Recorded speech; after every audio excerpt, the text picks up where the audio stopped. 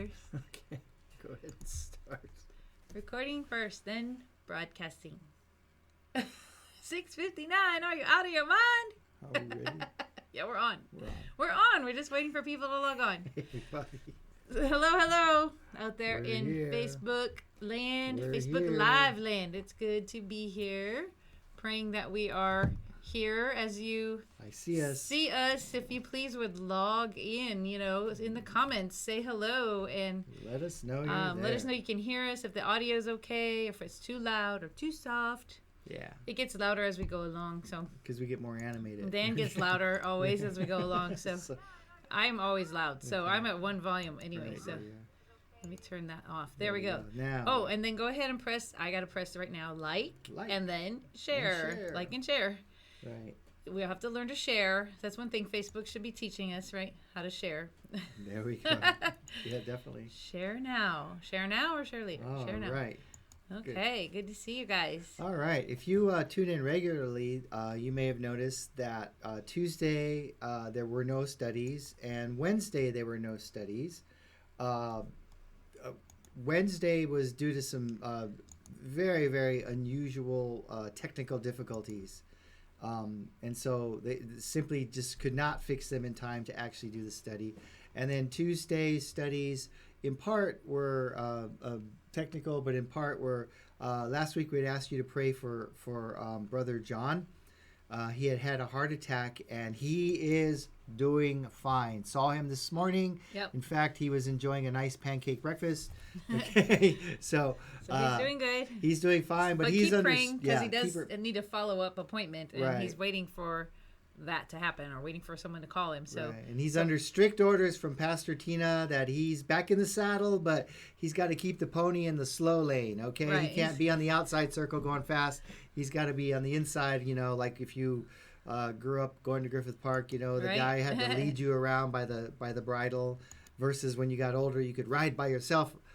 Still didn't go anywhere, but you got to ride by yourself. Well, John's in the inside track right now, but he is healing, and we are grateful for that. And he will be here to delight and inform and encourage us with his wit and wisdom in very soon. yeah, so hopefully you guys are logging on. I haven't seen any comments yet, so if you would, say hello down in the comments so we can know for sure that we're out here in Facebook land and it's happening. Yeah, there's Marie. Thank you, Marie. Oh, there they are. Good to see you You probably guys did it too. a while ago. And It Miss just- Caroline, thank you. It just There's took a while delay in to the catch up, so, broadcasting right. versus what happens. So it's that's the weird thing about this is there's a bit of a delay. So good evening. Hi. Hi, good to see you logging on. Logging on. Tonight, our goal, our rather ambitious goal, if you know us, is to get through chapter 23 and start in on chapter 24, because they are all kind of this beautiful narrative, and we've got a lot of information to share, and we're looking forward to it. And we just truly hope that we can bless you tonight with tonight's study. Oh, Manny's here. And So- Angie. Hi, Manny. Hi, So, Angie. Good to see hey, you guys. Manny's here too. Glad hey, you Manny. guys are here. Thank Good. you. Hey, Manny, we got to do breakfast again real Oh, soon. yeah. Yeah, real soon. Okay. So I miss Angie. Thank you for Thank joining you for us. joining us. We appreciate it. But here we go. You ready? Okay, we're ready. You ready? Genesis 23. So, verse 1. Now Sarah lived 127 years. These were the years of the life of Sarah. And Sarah is the only woman in the Bible whose age at death is recorded. So that's Right. an interesting. If you were with us when we were doing the beginning chapters of Genesis and all of the genealogies and the lives of the patriarchs, you know there was this pattern. Such and such was born to. He lived this many years, had a son at this many years, died at this many years. But regarding the death of the wives and the women in the Bible, that's not known, generally Right. speaking. But we know right. that There are few women recorded in the genealogies. as but, passing, yeah. But, well, not as No, passing, as being yeah, born or yeah. born to, like we did at the end of chapter 22, where it was talking about that Rebecca was listed, Yeah. in that short paragraph at the end of 22. Oh, right. Yeah. So, hey, Robin. Yes, please stay bundled up. It is chilly out tonight. So I'm glad that you're joining us, and try to make it worth your efforts. See if you can change that. Maybe it needs to get reconnected. Okay. Uh-oh. Our slide thing's not Looks connected. like our slideshow has died. So, okay. So we're going to try and work on that while we're going. Right. So The next slide is a map of the area, and then Sarah, verse 2, Sarah died at Kiriath Arba, that is Hebron, in the land of Canaan, and Abraham went in to mourn for Sarah and to weep for her. Some translations don't have that word in there, they just say Abraham went to mourn for her and weep. So this is the first place in the Bible that weeping is mentioned. So that's an interesting side note. It's the first place that is mentioned. And let's see, we're looking for the IP address. I'm looking for the IP address. Do we have the right one? No. So sorry about that. Technical difficulties yet again. But we are working on it. I don't see it. Yeah, it's not there. I will find it. He's got to find it. IP address first. So Sarah died, and it says Kiriath Arba, but that's another name for Hebron. Okay, so she's in that same region where Abraham has been dwelling. Okay, and she passes away, and it says Abraham went in and he mourned for her and he wept for her, and there's a significant period of mourning in that culture, in many cultures actually, and many theologians and psychologists and professionals note that that in our culture we tend to gloss over mourning, and we gloss over it, and other cultures though they truly I don't want to say embrace it, but they recognize that it is a necessary part of healing. And generally speaking, we as Americans do a pretty poor job when it comes to mourning. But it's recorded that Abraham, even though he had his faith fully intact, and even though he was well aware of God's presence and so on and so forth, he still grieved in an appropriate fashion, and it's such an essential thing to do. We need to recognize that and not try to rush the process, or not try to gloss over the process, or not try to use euphemisms or platitudes because you're uncomfortable with it. Grief is grief, and it just needs to happen. Right, and so many cultures Right.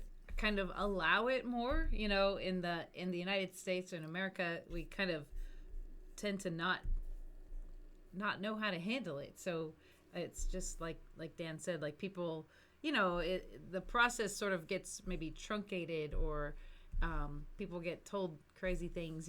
They're in the grieving process, and everyone goes through. There are phases of grief, but everyone does go through them at different rates and times and in different orders. It's not like there's any normal way, to grieve. Right. I put that in one of my posts, about God understanding how people who have lost, and I know during this COVID time, many people we know have lost someone they know, right? So, there's a lot more of awareness of that, of the loss and everything right now. So I just put that out there because tonight's study is Abraham losing his wife, a ministry partner, and she lived to be 127, so he's 10 years older than her. So at the time of her death, he's 137.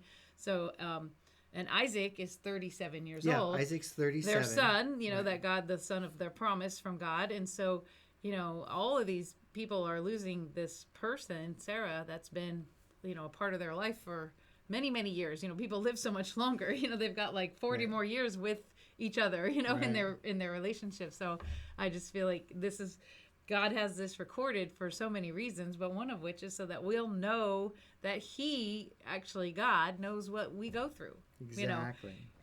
It's recorded so that it's an example for us to understand that God understands. Yeah. And we're not alone in our in our grief ever, God is always with us. Yeah. And feeling the same things that we're feeling. Yeah. Hey, Dan, thanks for joining us. Yeah, 3 days is definitely not enough to package and try to put grief in a 3-day window is just, it's expedient, of course, but it's not healthy by Right. any means. And I know, like some companies, they have bereavement days, and Yeah. I mean, it's something like 5 days or something like that in some companies, and it's just sort of like, wow, that's just such a, how can you put a number like that on, on Right. someone's need to grieve and prepare and do what you need to do if you've lost a loved one. So I just find that interesting. I mean, they have to give it a number, I guess, Right. as a corporation. There's got to be some kind of number or standard, but it just seems like such an odd number, 5. Right. At least it's not 3, so that's good, I Right. guess. Right. So, okay, so verse 3. Speaking of 3, Verse 3, right into verse 3. Then Abraham rose from before his dead and spoke to the sons of Heth, saying, I am a stranger and a sojourner among you. Give me a burial site among you, that I may bury my dead out of my sight. Okay, and this seems like an odd phrasing, but there's actually a lot in there. Remember, ultimately, Abraham was born hundreds of miles away, traveled into this land, is promised this land by God, and that's beginning to unfold. It is unfolding for him, but he recognizes that Excuse me. she's opening her soda. Really? It's not soda. Oh, it's it's not soda. something else. Oh. I do note there is no Diet Mountain Dew in my hand. This is a first for Right. on the It truly broadcast. is. It truly first. is. It's a kombucha. Yeah, Anyway. she can't drink Diet Mountain Dew during our studies because it's green I and it can, disappears in the green screen, and it This looks has- really weird. It this kind of has freaks green on it, people too. out. But we digress. Abraham is now getting down to the business of negotiating for a burial plot, which ultimately will become a significant place in the culture and people and the history of the Jewish nation. But here he is negotiating for this spot. But he makes an interesting statement. He says, "I'm a stranger and a sojourner among you." Dude, you've lived there for a long time. But like we always say, when we would go back to Ohio, people would say their families had lived in Ohio literally since like pioneer days. Yes, since the Ark, I think. Right, and if you say, "Oh, he's a new kid. He's only lived here Those like people 50 are still years, outsiders. Right? Like, oh, how Yeah. long have they lived here? 50 years. 50 like, they're years. still outsiders. Oh, yeah, okay. Yeah, they're moved here- newcomers. Yeah, like, newcomers to the 50 area. years. Yeah, they're newcomers. Their families are newcomers, right? But also it speaks to an attitude that we as Christians ought to embrace. Yes, this is our home, and we're quite comfortable here, sometimes a little too comfortable. But at the end of the day, we truly are strangers and aliens in this land. Right. So This is not our should eternal home. Right? Yeah, should the Lord tarry and not take us away in the twinkling of an eye, we're likely going to live and die here, but this is not our home. Right. Our home is what happens after death. Right. So in saying this, Abraham's recognizing that he's ultimately a child of God and ultimately will depart from that land.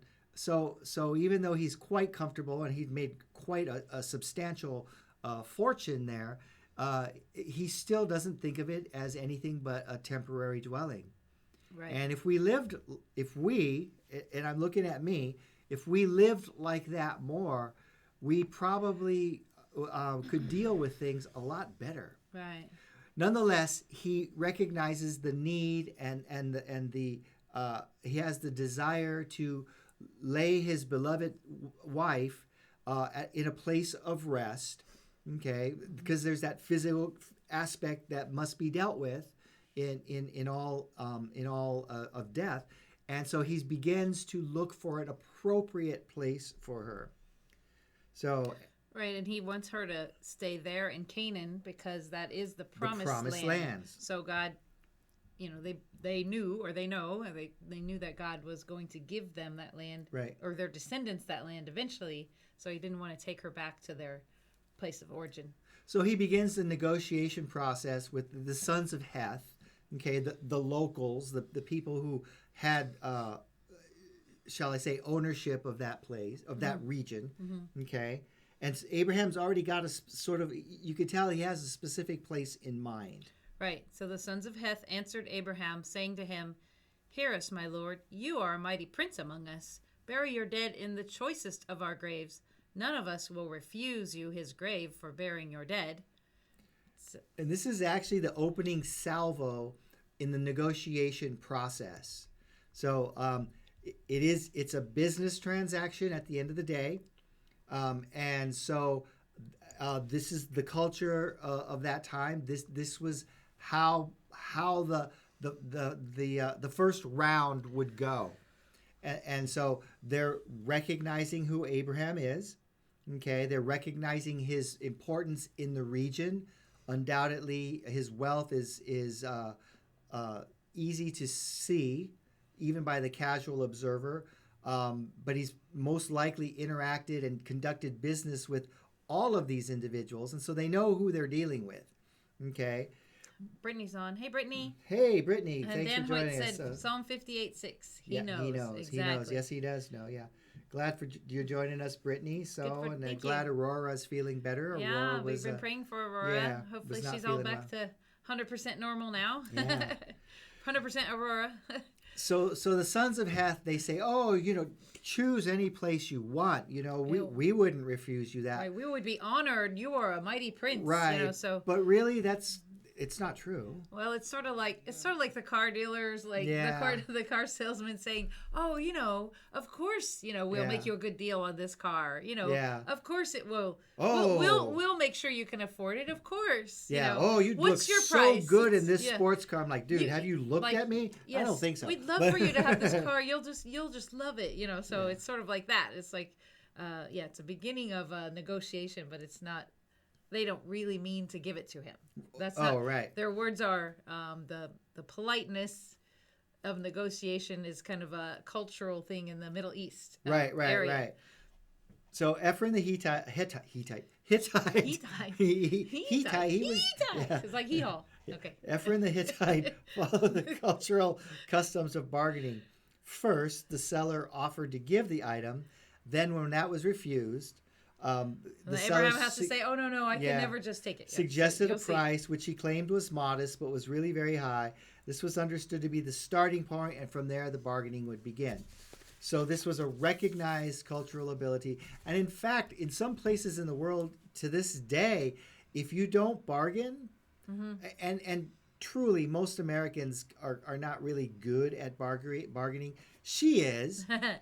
When we used to go purchase a specific type of medication, veterinary medication, over in Tijuana, because we could get it in a size and at a price that was reasonable. Otherwise, we'd have to pay hundreds of dollars and buy it in a volume that we could never adequately use. So we would just make a day of it and go down to TJ and go to a veterinary facility down there. And she was great. They'd say, oh, and she'd start, and we'd come back, and not only would we have the medicine we'd need, we'd have like a couple of blankets and some ant horns, some antlers and a couple of bottles of vanilla. Yeah, vanilla. And I'm like, it's not vodka, vanilla. How do you do that? Anyway, she's good. Okay. So yeah, she's good. So anyway, it's just that. So the bargaining game has begun, and in some cultures lose respect for you if you're not willing to bargain. Right. So verse 7. So Abraham rose and bowed to the people of the land, the sons of Heth, and he spoke with them, saying, "If it is your wish for me to bury my dead out of my sight, hear me and approach Ephron, the son of Zohar, for me, that he may give me the cave of Machpelah, which he owns, which is at the end of his field. For the full price, let him give it to me in your presence for a burial site." So I like how they're using the word here is translated, "give it to me for the price." Yeah. So it's really not saying, he's not asking for it for free. He's saying, I'm willing to pay full price for the complete ownership of it. Right. He doesn't want to just rent it, or, that's right. The word give is like, so right. Give me the complete ownership. Sell it to me. for forever. Not like temporary, not like when we owned a place down in Baja. Oh yeah. But it was a 100-year lease or something like that. 99-year lease. 99-year lease, because you're not a native, you're not from that country, Yeah, so you you're weren't not- allowed you're- to own anything, but you could have a 99-year lease. Right, yeah, because I wasn't a Mexican citizen. Right. But yeah, but anyway. So he begins negotiating. He says, give me this. He has a specific place in mind, a specific cave in a specific location. And now he's saying this. The owner is there, as we'll learn in just the next verse or two. The owner is there, but this is set out in public. So this negotiation is public. So that would be sort of the modern day version of a notary public. He's saying this. He's noting this transaction in a public place. Okay, so Right. Yeah. So they're at the gate, or in the gate of where the business transactions takes place. I just saw a note in here about that term that they called Abraham mighty prince actually is translated Prince of God. So they are acknowledging, like as has been in the last few chapters, the natives of the area are acknowledging that Abraham has a connection with a mighty God that. Right. That isn't, they don't consider their God, but they totally respect God because they've seen what he does. They've seen what he's he can done. do. They've seen Abraham's So, life. Yeah. Yeah. Verse 10. Verse 10. Now Ephron was sitting among the sons of Heth, and Ephron the Hittite answered Abraham in the hearing of the sons of Heth, even of all who went in at the gate of the city, saying, No, my lord, hear me. I give you the field, and I give you the cave that is in it. In the presence of the sons of my people, I give it to you. Bury your dead. So negotiations keep going. And a sign of respect. Right. It's a sign of respect, and it's a sign of just a good intercommunity relationship, if you will. So. And then verse 12, and Abraham, bowed before the people of the land. So Abraham, he bows, he acknowledges the offer that he just received. Well, this whole encounter too is just a really great lesson for us as Christians when we're in business transactions and business relationships. Oh yeah. That we should not have an attitude of superiority, an attitude of entitlement. Even though we might know, like Abraham knows, God's going to give me all this place. Like he could have been like, this is my land. You all just don't know it yet. Right. So just give it to me and give me a great deal, or just give it to me. Because, Abraham knew God's promises, but Abraham stayed humble. And even though he was grieving, he stayed very polite, stayed within the culture, the bounds of the culture. He wasn't demanding. He wasn't acting like they owed him anything. So that's a good lesson for us in negotiations in business. As Christians, obviously we should always be honest and have integrity, but we also just should try to always be polite. And we should transfer all that over to Facebook and Instagram. Right. I mean, we need to behave as representatives of the Lord Jesus Christ. Right. Even in electronic media. Yeah, truly, Abraham is modeling the way we should. There should be no difference between how we interact with people in business. We as Christians should never use the term, well, it's just business. Mm-hmm. That should never come out of a Christian's mouth. It's just business. Right. Because it ought to be, it's just my testimony. It's just my way of life. It's just my character on display. Mm-hmm. That ought to be what we're thinking. Mm-hmm. So Abraham is like, no. I can't accept this as a gift. I want to pay a fair price for it. So verse 14, then Ephron answered Abraham, saying to him, My Lord, listen to me. A piece of land worth 400 shekels of silver. What is that between me and you? So bury your dead. Okay. So in his Ephron's like, I want to give it to you, but it's worth, like $400,000, but I would like to give it to you. Right. So he just slips the price in there. Right. So he names a price. He names a price, but it's. But what's that between people like us? Right. We're both wealthy, powerful. We have those resources. So $400,000 between us. Not that I'd expect you to give that to me. Right. That's really the tone of this, you know. And we've seen, or perhaps we've even been involved puppet in show. those kind of negotiations where, the boss, the potential employer says like, what would it take for me to for me to get you on board here?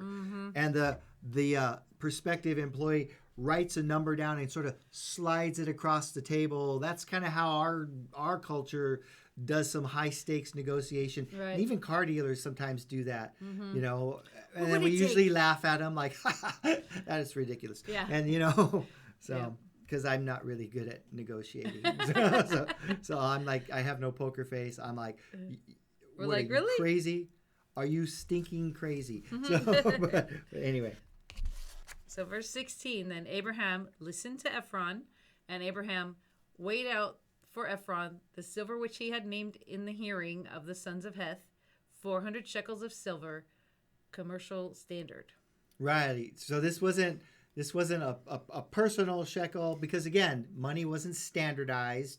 So there was a commercial weight, if you will.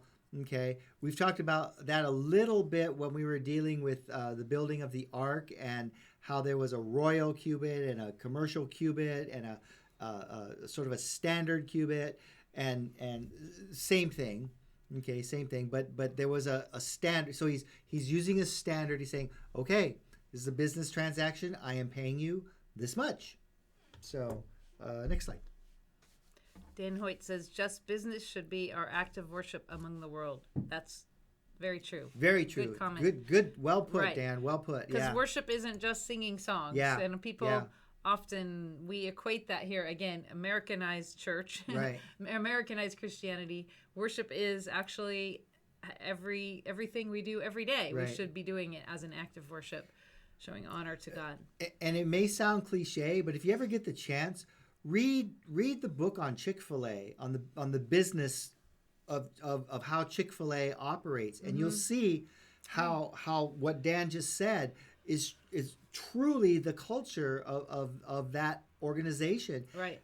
And it's prospered. And there are several other examples of organizations that adhere to a biblical standard and do in fact treat business as worship. Right. And God just blesses them. Right. Just blesses them. So yeah, good, excellent point, Dan. Thank you so much. Thanks. So Verse, yeah, go ahead. Verse 17, so Ephron's field, which was in Machpelah, which faced Mamre, the field and cave which was in it, and all the trees which were in the field that were within all the confines of its border, were deeded over to Abraham for a possession in the presence of the sons of Heth for all who went in at the city gate.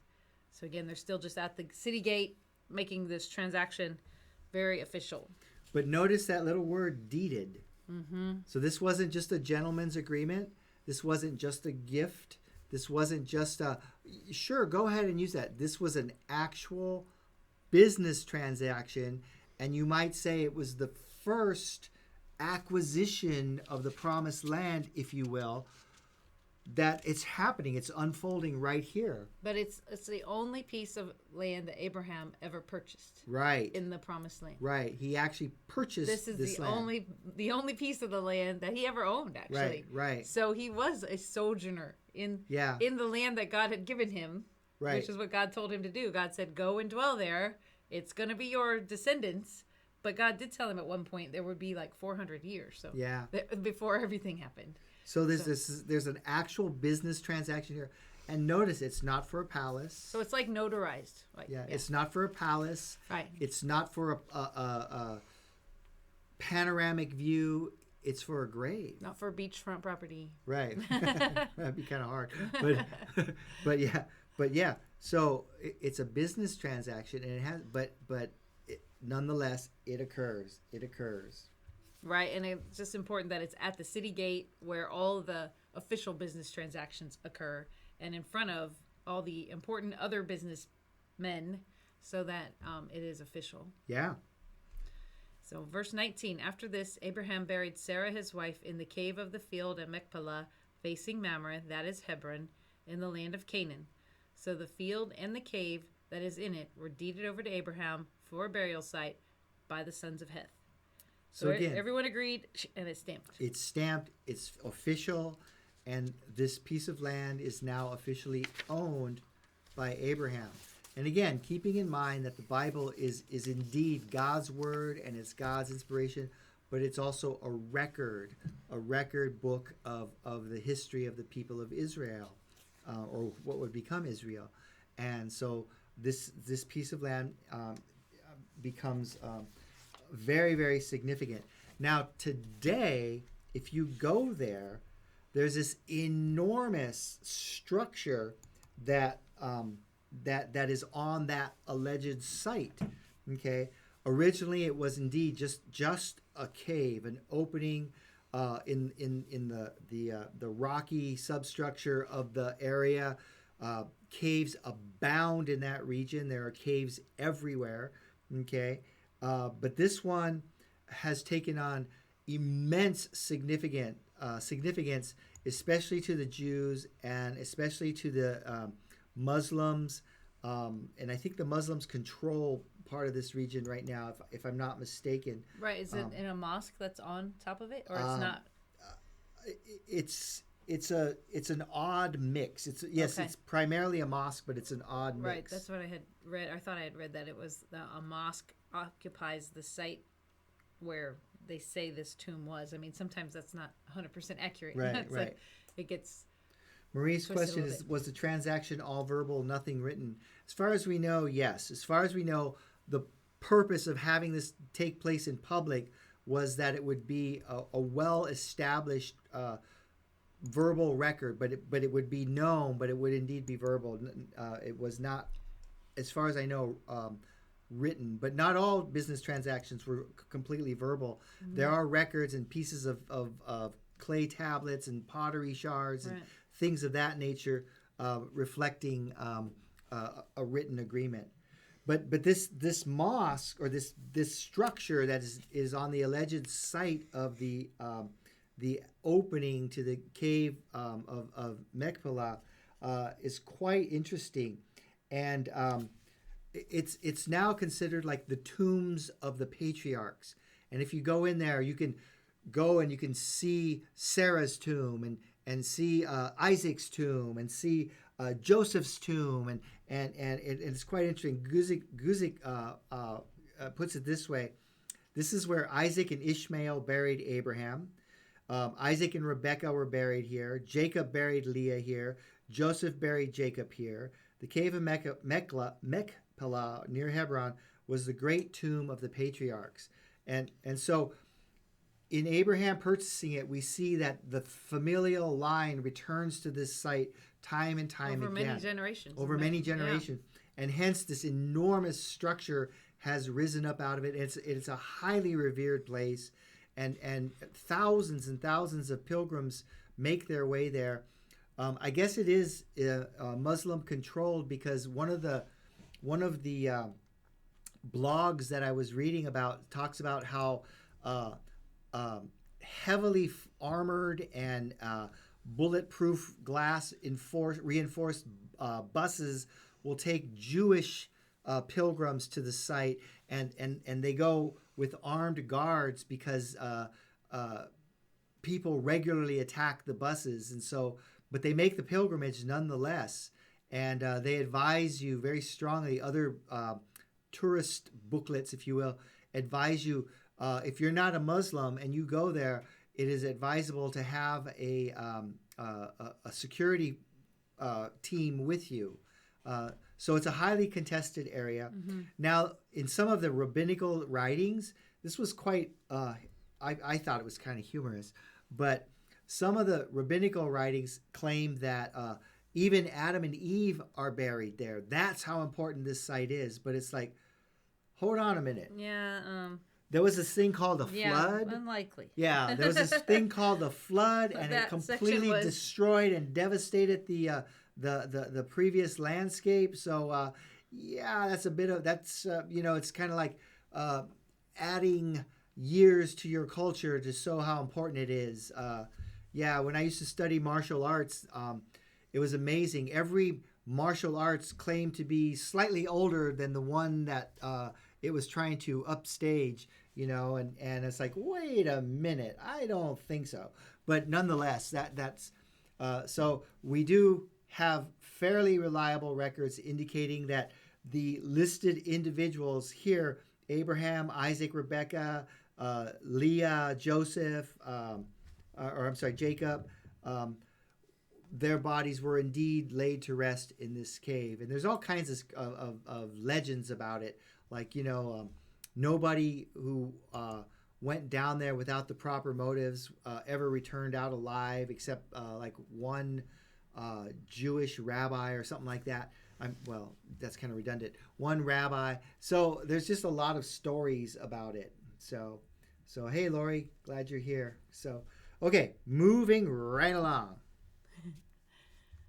We actually finished the chapter. Hey, okay. Yay. So Pastor Paul needs to note yeah. that we did a whole chapter and we're starting another chapter in one sitting. So yeah, it's a miracle. So. Yeah, when does that ever happen, right? But this next chapter, chapter 24, is the longest chapter in the book of Genesis. Right, so we ain't going to get through it. We're not going to finish it. And so that's what we thought. Let's go ahead and start it. So Genesis 24, verse 1. Now Abraham was old, advanced in age, and the Lord had blessed Abraham in every way. Yeah. So again, culturally speaking, advanced age and accumulated wealth and just all of that just indicated that Abraham was indeed blessed, but not just monetarily, not just with good health, but in every way. Right. In every way. This is the same guy that was like, I don't know how God's going to do this. I'm old, and how am I going to have a son? And God came through. Right. God came through, and so Genesis 24, the verse opening salvo is like Abraham. He was old, and he was blessed. Right.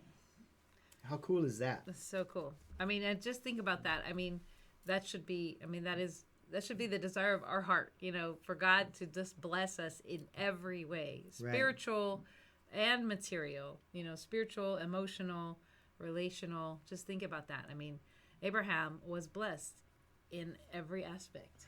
So even though he's blessed and he could easily just sort of sit back and rest on his laurels, which were obviously many, he still recognizes that there's some unattended business that he needs to get done before he does indeed pass away. So watch what happens.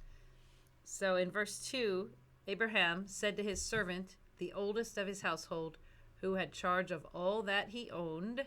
Okay, and I stopped there. The verse is actually longer. ... But I stopped there. So we don't actually know who this individual is, but we have good, solid reason to believe that it's Eleazar. Right. Going back to Genesis 15, remember that? What was that, like 3 months ago? Who knows? Just a couple of chapters ago. Yeah. In 15:2, this was before Abraham's name had changed to Abraham, back when he was Abram. Abram said, O Lord God, what will you give me, since I am childless, and the heir of my household is Eleazar of Damascus? So again, Eleazar would have been the logical choice had Abram died childless, because he was the oldest and most well-established servant of Abram. Right. So we have good reason to believe that now here in chapter 24, Abraham is talking to Eleazar, his longest and most trusted. It pretty much has to be. Confidant, because when, in a couple of verses, you'll find out what he's trusting him with. Oh, yeah. And picking Isaac's wife. Yeah. And it's like he wouldn't give that. He couldn't trust that to just anyone. Right. And Eleazar has been with him through all of these other things that happened. All of the times they lied and said Sarah and he were just brother, sister. And, God rescued them. And Sodom and Gomorrah and rescuing Lot 3 times. I mean, Eleazar has been with Abraham through all of that.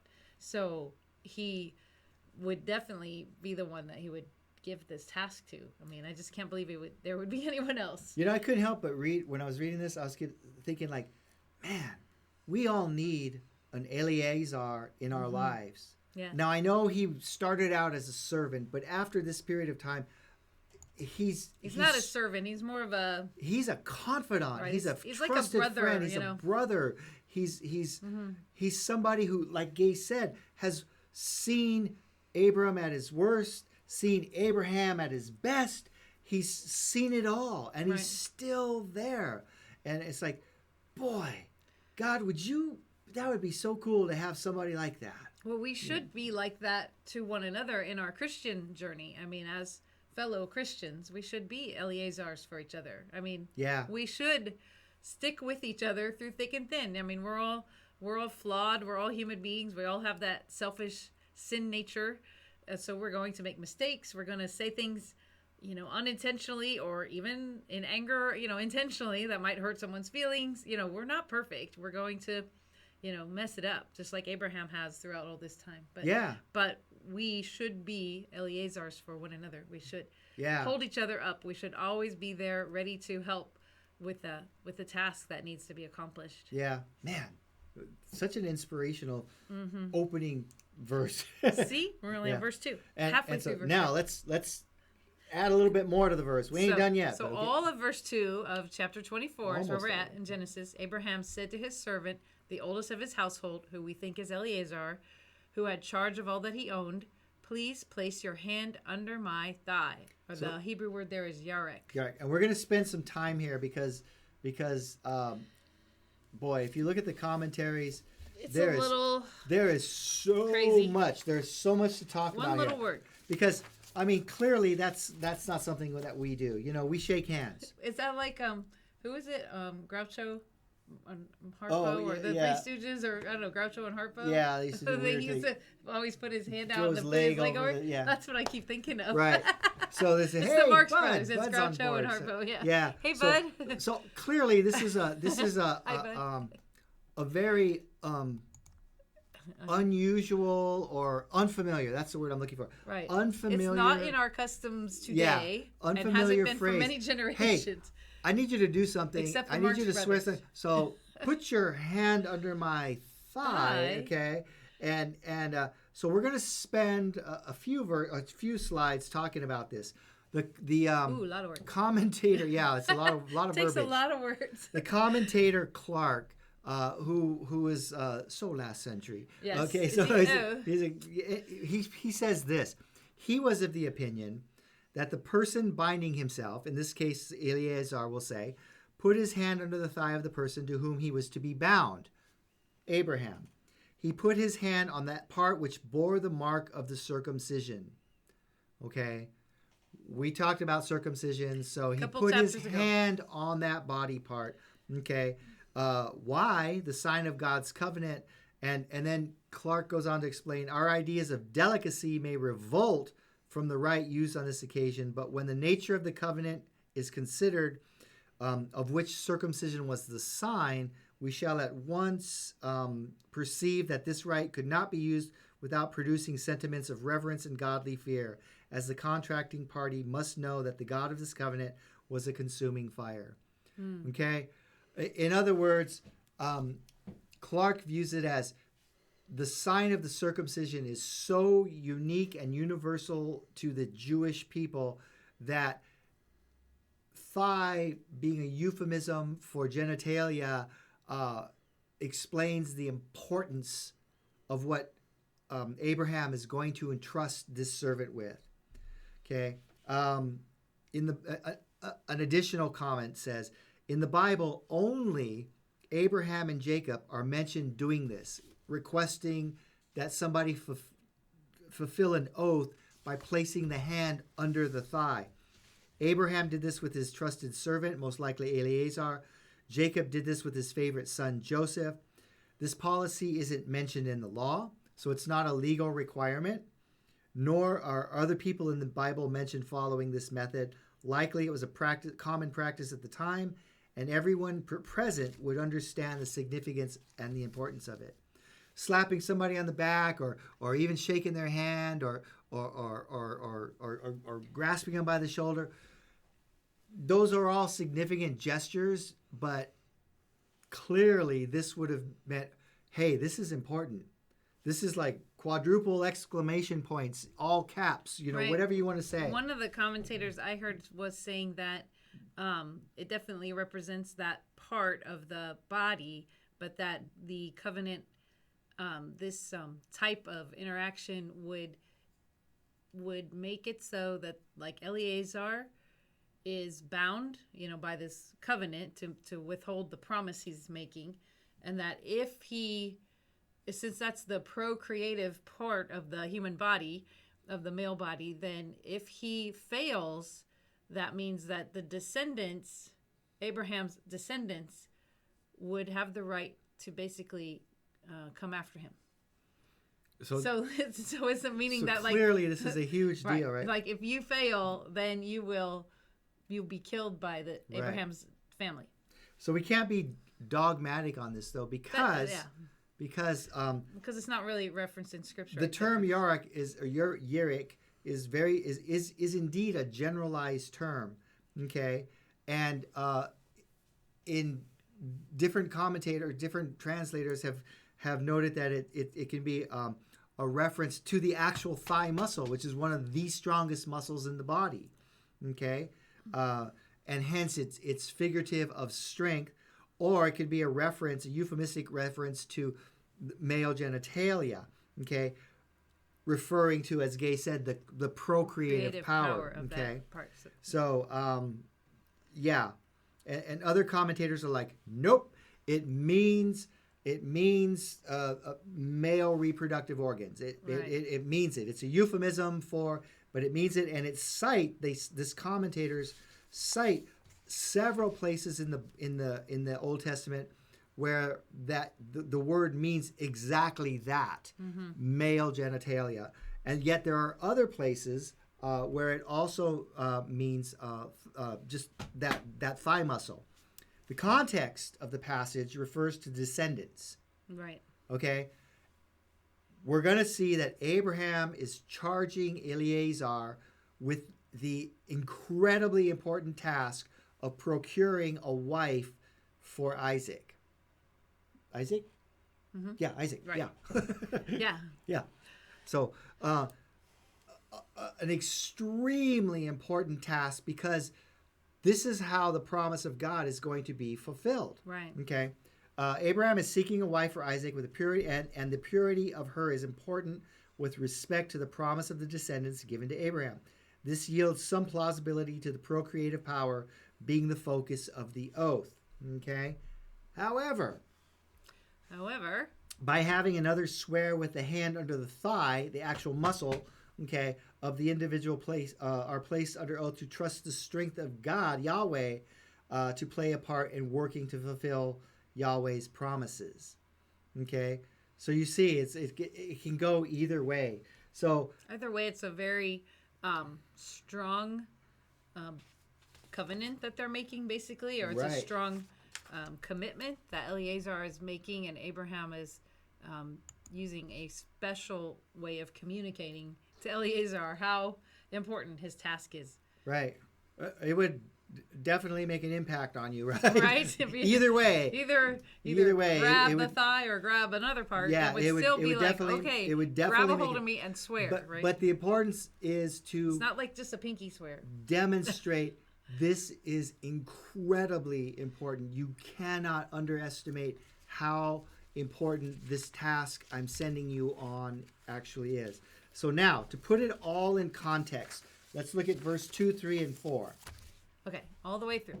Verse 2, Abraham said to his servant, the oldest of his household, who had charge of all that he owned, please place your hand under my thigh, and I will make you swear by the Lord, the God of heaven and the God of earth, that you shall not take a wife for my son from the daughters of the Canaanites among whom I live, but you will go to my country and to my relatives and take a wife for my son there, my son Isaac. So this is the task. Eleazar, I need you to procure a wife. And again, recognizing that in that culture, in that time, marriage was, there was, of course, a love component, but it was also a business transaction, if you will. And so Eleazar is charged with the task of finding the appropriate match for Isaac, from whence the nation of Israel will arise. Huge, huge task. And Abraham is very, very specific. Do not take a wife from amongst the local peoples. They're not part of this promise. You need to go back to where I originated from, where I came from, okay, which is modern day Iraq. You need to go back there amongst my people, my literal descendant, my literal ancestral peoples, and find an appropriate mate for my son. Okay. Verse 5. Verse 5, the servant said to him, suppose the woman is not willing to follow me to this land. Should I take your son back to the land from where you came? So this area, this is a 500-mile trip approximately. Yeah. That Abraham is asking him to do. So he's thinking ahead. I like Eliezer. He's like, so if I get all the way over there and then I find a girl, but she says, I'm not going 500 miles without seeing who I'm getting hooked up with here. Right. Who's going to be this, they didn't have they didn't have their phones where they could show a picture or anything. Right. And or a photograph. No swipe left, no swipe right. I mean, yeah, I know. I suppose he could have had someone do a sketch of him or something. but anyway, so that's a very wise question. What if she doesn't want to come back? Right. And I guess another commentator said, well, Isaac must have been, not too bad looking, because he was thinking, well, if I bring the good-looking guy, then I'm going to get the lady to. Yeah. So at this point, say yes. The servant is willing to take on this task, and he's already thinking ahead. I like he's trying to understand. He's trying to understand how this is going to work out, and he's operating under the assumption that Isaac's going to go with him. Watch. Verse 6. Then Abraham said to him, beware that you do not take my son back there. Do not take it. This is such a strong emphasis. It's like, oh no, he ain't going. No. He's staying right here. He ain't going. He's staying here. Right. You will not take him. He is not leaving the promised land. He is not leaving the promised land. He is staying here. Right. And you're going to bring the appropriate spouse from that makes it a little bit more challenging. Right. For Eliezer. So verse 7, the Lord, the God of heaven, who took me from my father's house and from the land of my birth, and who spoke to me and who swore to me, saying, to your descendants I will give this land, he will send his angel before you, and you will take a wife for my son from there. So Abraham already knows this. This information has already been told to him. So he's like, no. Nope. God has blessed me beyond compare. Right. And he said that I am not to just choose a wife for my son from amongst the peoples here, but she is to come from my homeland. Right. So Abraham understands the importance of this according to God's economy. It makes no sense perhaps to us, especially in our culture where very few people honor care what their parents think about their potential spouses, right? Mm-hmm. Eventually they do, but Abraham, it is important. Yeah, so Abraham, if you're dating someone, you should be thinking about that.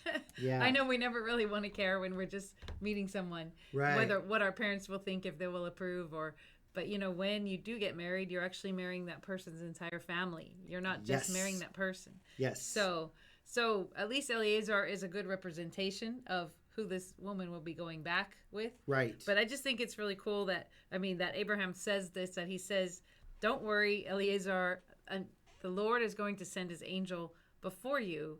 And it's just very cool because, we've seen that throughout all these different stories of, with Abraham, all these different accounts. God literally sent angels to lead Lot and his family out of Sodom by the hand, force them to leave. And Abraham has had visitations of the Lord, of angels, multiple times, and had conversations. And so he has full confidence that this will happen, that God will send an angel ahead and prepare the woman's heart. So that's pretty cool. Verse 8, but if the woman is not willing to follow you, then you will be free from this, my oath. Only do not take my son back there. And again, when something is reiterated more than once in the Bible, in Scripture, it's emphatic. It's just emphatic. So he's like, Isaac stays here. If she doesn't want to come back with you, you're under no obligation. You do not kidnap her. Do not force her to come back. Which is a good point. Yeah, we don't want you to Right. take a wife. We want you to find Find his wife. the woman that God that has God chosen. has prepared. So don't just go there and abduct someone, So, and it's just important too, that he is going to be released, because this oath was such a strong oath that if he failed to uphold what Abraham had asked of him, then Eleazar would potentially be hunted down by Abraham's family. Right, because he had broken his promise. Right. Okay, let's go right to verse 9. Verse 9. So the servant placed his hand under the thigh of Abraham his master and swore to him concerning this matter. So it's kind of cool that he didn't accept the role until he got his questions answered. Right. Right. Can I take Isaac with me? No. Then how am I going to find this woman? Well, God's going to send someone and prepare. So between verse 9 and verse 10, there's a 500 plus mile journey. Right. Okay. Irrelevant to the narrative, but surely there's some rugged territory and some wicked hot places that they had to cross. Okay. But it skips right to verse 10. Verse 10. So, he's getting ready to go. Then the servant took 10 camels from the camels of his master and set out with a variety of good things of his master's in his hand. And he arose and went to Mesopotamia, to the city of Nahor, which is the city where Nahor lives. That's Abraham's brother Nahor. Right. So it's not a city named The city's not called Nahor. Nahor. It's actually probably Haran. Okay. But Nahor, Abraham's family, reside there. Mm-hmm. And it's kind of a small map. Perhaps it's a bit hard to read, but it's about a 500-mile journey. Okay. Up across some pretty foreboding landscape into.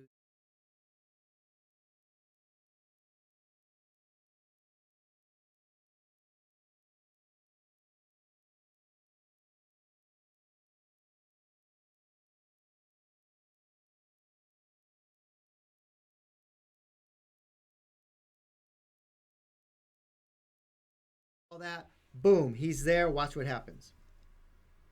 Verse 11, he made the camels kneel down outside the city by the well of water at evening time, the time when women go out to draw water. Okay, so not an unfamiliar scenario. They've just been traveling. They arrive. There's a public drinking well there. And he has the camels cush down, kneel at that spot. And he's got a plan. Okay? Next slide. Verse 12, he said, O Lord, the God of my master Abraham, please grant me success today and show loving kindness to my master Abraham. First step of any plan, pray. Amen. Pray, because we can devise some pretty ingenious plans, but if they are not in God's will, they will fail. They might move forward for a time, but ultimately they will fail. You do not want your plans to fail. You do not want your plans to be outside of God's will. So the servant Eleazar prays, God, I got an idea, but bless this and make it so. So verse 13, behold, I am standing by the spring, and the daughters of the men of the city are coming out to draw water. Now may it be that the girl to whom I say, please let down your jar so that I may drink, and who answers, drink, and I will water your camels also, may she be the one whom you have appointed for your servant Isaac, and by this I will know that you have shown loving kindness to my master. So he devises a plan. The woman, the one that is meant for Isaac, she'll come out and she will voluntarily say, let me give you a drink of water to a complete stranger. Right. Oh, and let me water your camels. Okay. And which sounds weird, but think about this. There's 10 camels. There's 10 camels. And they drink a lot of water. A camel that's just getting up to a watering place after a long journey is quite capable of drinking up to 20 gallons of water at a time. Wow. So 20 times 10, 200 gallons. If her pitcher held 2 or 3 gallons even. That's a lot of labor. So Right. Eleazar, he set an extremely high bar, but not something that was so high that it was undoable. But it recognizes that it would take a remarkable, and I say remarkable, a woman of great character, not just great forearms, but great character to do such a task and do it voluntarily. So. Eleazar was wise enough to ask for a sign that was remarkable, but in human terms, possible. He didn't tempt God by saying for fire to fall from heaven or for protection as he leapt from an unsafe height. So it wasn't a ridiculous request. It was a difficult request. And lo and behold, someone rises to the occasion. And that's where we stop tonight. Yeah, we'll find out. If you want to find out, you'll have to tune in next time. However, please listen up. Listen carefully. We are not going to be here next week, right? No, we're going to be here. I don't know where you're going to be. Oh, I'm going to be here? Today's the 10th. Oh, I got my dates wrong. The 17th we will be here. I've been making... It's the week after that. Yeah, I've been making doctor's appointments for my parents, and I've got like dates bouncing around in my head. I don't even know where I'm going to be tomorrow. I keep thinking that it's next week too, but there's a whole other week. This is only March 10th. If today is March 10th or the 11th, I don't know what day it is. We will be here next week. So don't worry about it. It's the following week. We'll be off on vacation. Right. So sorry, it seems like we lost audio on that one map. Oh, because the internet kicked out. I get it. I'm sorry. Our fault. Nonetheless, I'll fix it for next time. So, we like to show maps. So we're leaving you with this scenario. Yes. Eleazar has just traveled 500 miles. He pulls up to an unfamiliar place, uses the watering of the camels as a litmus test, if you will, as a potential bride for Isaac. And that's where we're going to stop. We're going to stop our study tonight. But we will pick up the narrative next week. Next week? Yeah, we'll we will pick it up. We'll be here. More of chapter 24. Okay. So thank you all for joining. Good to see you guys. And have a blessed night. Thank you know what? So much. Be an Eleazar to somebody this week. That's right. Okay. Be an Eleazar. See ya. Love you guys. Have a good night. Good night.